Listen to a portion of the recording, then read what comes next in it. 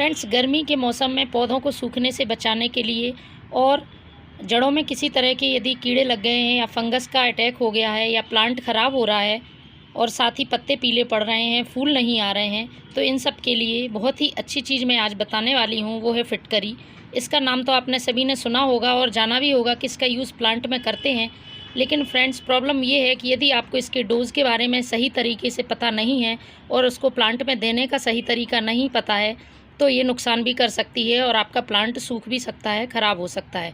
तो सबसे पहले इसके डोज़ के बारे में जानना बहुत ज़रूरी है, जो कि मैं आगे आपको बताने वाली हूँ कि किस तरह से आपको प्लांट में इसका यूज़ करना है। सबसे पहले आप जान लेते हैं कि इसमें फ़ायदे क्या हैं। यदि आपके प्लांट में सभी तरह के फर्टिलाइज़र देने के बाद भी प्लांट की ग्रोथ नहीं हो रही है या प्लांट ग्रोथ कर रहा है लेकिन उसमें किसी तरह की बर्ड्स नहीं बन रही हैं या फ्लावर्स नहीं आ रहे हैं, पत्ते पीले पड़ रहे हैं, तो कहीं ना कहीं प्लांट में कोई अंदरूनी बीमारी है जो कि हमें सामने से दिखाई नहीं दे रही है और उसकी जड़ों में भी किसी तरह का फंगस है या किसी तरह के बैक्टीरियल इन्फेक्शन है जिससे कि प्लांट हमारा ग्रोथ नहीं कर रहा है। तो वो चीज़ें जो हमें दिखाई नहीं देती हैं, हमारे सॉइल के अंदर जो रूट्स हैं वो ख़राब हो रही हैं, तो उसके लिए फिटकरी रामबाण की तरह काम करती है। साथ ही यदि प्लांट में फूल नहीं आ रहे हैं तो उसका एक रीज़न प्लांट की सॉइल का पीएच का बैलेंस गड़बड़ हो जाता है, क्योंकि गर्मियों में होता क्या है फ्रेंड्स कि हम पानी डालते रहते हैं तो प्लांट्स की जो मिट्टी है वो थोड़ी सी एल्कलाइन हो जाती है।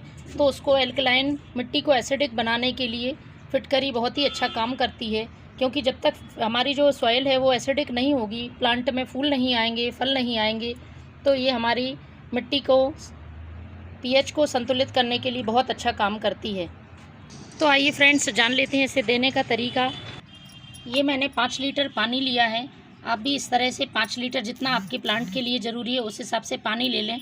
और ये मेरे पास फिटकरी का टुकड़ा है। टुकड़ा काफ़ी बड़ा है, यदि आप इसका छोटा हिस्सा लेते हैं तो वो भी आप यूज़ कर सकते हैं। तो देखिए, मुझे इस तरह से यूज़ करना है इसको। मैं किसी तरह का इसमें पाउडर नहीं बनाऊंगी, क्योंकि पाउडर से हमें सही क्वांटिटी पता नहीं चलती है और हमारे प्लांट को नुकसान पहुंच सकता है। साथ ही मैं इसको स्प्रे भी नहीं करूंगी प्लांट पर।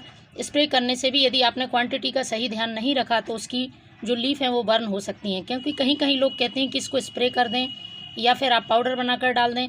तो ये सारी चीज़ें आपके प्लांट में, यदि आप बिगनर्स हैं या पहले कभी यूज़ नहीं करी है, तो इस तरह का प्रैक्टिकल प्लांट पर आप एक आध पर करके देख सकते हैं, वरना आपके सारे प्लांट जो हैं वो ख़राब हो जाएंगे।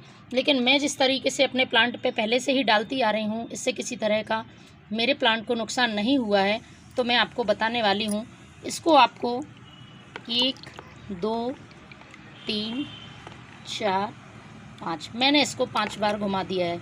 बस इतनी क्वांटिटी इसकी हमारे प्लांट के लिए पर्याप्त है, क्योंकि ऑलरेडी गर्मियों के दिन रहते हैं, प्लांट बहुत गर्म होते हैं और साथ में यदि हम इसे भी डाल देते हैं तो ये भी बहुत ज़्यादा प्लांट को नुकसान पहुंचाएगी। और बस इस तरह से इसको घुमाकर, और आपको समय का ध्यान रखना है, दोपहर के टाइम में प्लांट में नहीं डालना है, सुबह भी नहीं डालना है, शाम को प्लांट में डालना है, जिससे कि रात भर में सॉइल में ठंडक रहेगी और ये अपना अच्छा असर दिखाएगी फिटकरी अपने प्लांट पर।